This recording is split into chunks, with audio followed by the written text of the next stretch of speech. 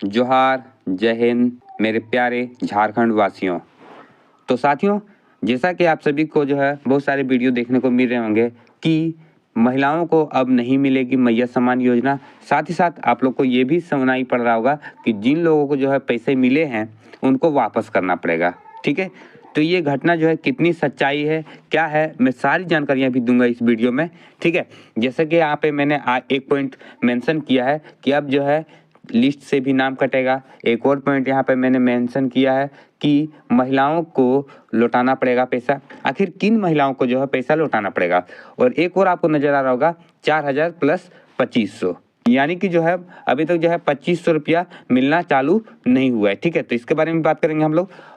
और आपको क्या सही में आपको पैसे लौटाना पड़ेगा? तो ये सब भी जानकारियां हम लोग इस वीडियो के माध्यम से जानेंगे, आखिर क्या है पूरी सच्चाई। ठीक है, और आज जो है मैं आप लोगों को नोटिस भी दिखाऊंगा। तो चलिए वीडियो को स्टार्ट करते हैं बिना देर किए हुए। और अगर आप हमारे YouTube चैनल पर पहली बार विजिट किए हैं तो हमारे YouTube चैनल को सब्सक्राइब कर लें और वीडियो को लाइक करें।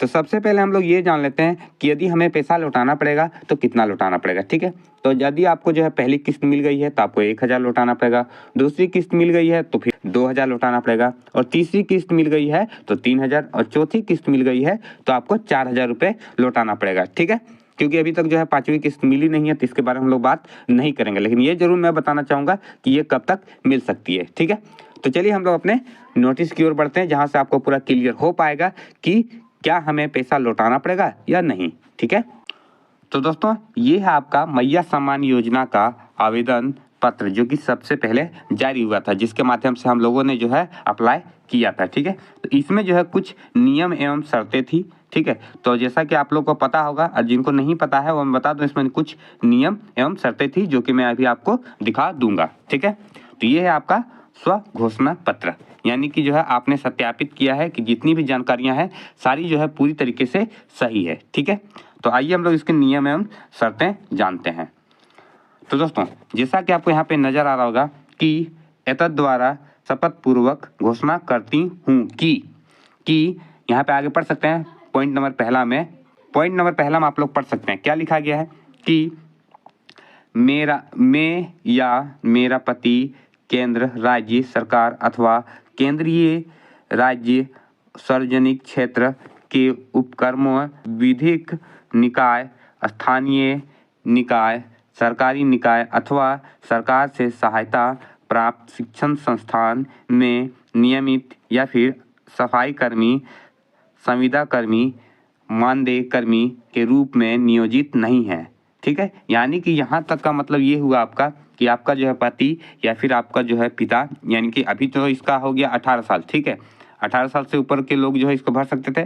तो यदि आपकी शादी नहीं हुई तो आपका फिर 18 साल देखेंगे, और यदि आपका जो है शादी हो गया तो आपके पति के अनुसार जो है देखा जाएगा कि आपका जो है पति कि किसी भी जो है सरकारी या फिर गैर सरकारी संस्थान में काम नहीं करना चाहिए, यानी कि उनको जॉब वगैरह नहीं होना चाहिए। ठीक, आगे बढ़ते हैं हम लोग। इसके अलावा बताया गया है कि अथवा सेवानिवृत्ति के उपरांत पेंशन, पारिवारिक पेंशन प्राप्त नहीं करते हों तो आपको जो है इस योजना का फॉर्म नहीं भरना था। ठीक है, जैसा कि यहाँ पे लिखा हुआ है साफ साफ। ठीक है, आगे बढ़ते हैं हम लोग।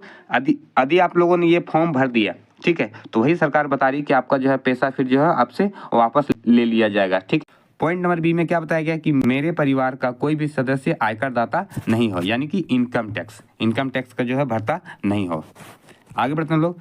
मैं महिला बाल विकास एवं सामाजिक सुरक्षा विभाग झारखंड सरकार द्वारा संचालित किसी सामाजिक सुरक्षा पेंशन योजना का लाभ पूर्व से नहीं ले रही हूँ, यानी कि किसी भी प्रकार का आपने जो है लाभ ले रहे होंगे। ठीक है, जिससे बहुत सारे लोग जो है पेंशन मिलता है आपका।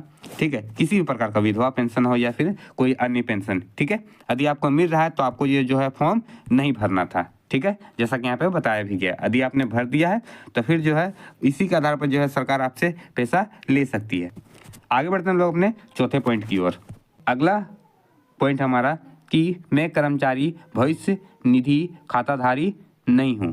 ठीक है, यानी कि ईपीएफ। अगला देखते हैं हम लोग अपना नेक्स्ट पॉइंट क्या है कि मैं वर्तमान अथवा भूतपूर्व सांसद विधायक के परिवार की सदस्य नहीं हूँ। ये तो आप लोग मैक्सिमम लोगों का ये तो खैर नहीं होगा, तो इसमें कोई डाउट नहीं है, तो इसमें कोई आपका दिक्कत नहीं है। अगला पॉइंट हम लोग देखते हैं। ये क्या है इसमें, मैं अपना पहचान स्थापित करने, प्रमाणित करने और झारखंड मुख्यमंत्री मैया सम्मान योजना के तहत लाभ प्राप्त करने के लिए संबंधित स्रोत को मेरे द्वारा दी गई जानकारियां सत्यापित करने एवं अपने आधार का उपयोग करने हेतु अधिनियम 2016 और उसके नियमों के अनुसार अपनी सहमति देती हूँ। विभाग मेरी विशिष्ट सहमति के बिना मेरा पहचान की जानकारी किसी अन्य संस्था या फिर किसी अन्य उद्देश्य के लिए साझा नहीं करेगा। ठीक है, तो आप लोगों ने जो है सारा पॉइंट यहाँ पे देख लिया होगा क्या क्या बताया गया था। ठीक है, अब बात करते हैं हम लोग इसके बारे में थोड़ा डिटेल्स में।